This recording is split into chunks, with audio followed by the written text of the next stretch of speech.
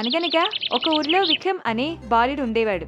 ఆ బాలుడు చాలా చురుకైనవాడు మరియు తెలివైనవాడు. ఒకరోజు విక్రమ్ తన ఇంటిలో ఒక పాత మ్యాప్ని కనుగొన్నాడు. ఆ మ్యాప్ సముద్రం మధ్యలో ఉన్న ఒక చిన్న ద్వీపాన్ని చూపించింది. ఆసక్తితో విక్రమ్ ఆ ద్వీపాన్ని కనుగొనడానికి పడవలో బయలుదేరాడు. ఎన్నో రోజుల ప్రయాణం తర్వాత విక్రమ్ పదునైన రాళ్ల మధ్య ప్రయాణం చేస్తూ ఆ ద్వీపానికి చేరుకున్నాడు.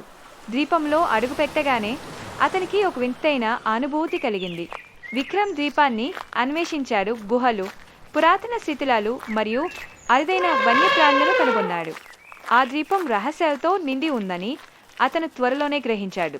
విక్రమ్ బయలుదేరడానికి సిద్ధమవుతుండగా అతను ఒక ఆలయంలో పురాతన వస్తువును కనుగొన్నాడు. ఆ వస్తు ద్వీపం యొక్క రహస్యాలను వెల్లడించింది.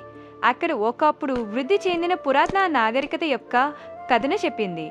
విక్రమ్ గర్వంగా మరియు బాధ్యతాయుతంగా భావించాడు. ద్వీపం యొక్క కథను ప్రపంచంతో పంచుకోవాలని తెలుసుకున్నాడు.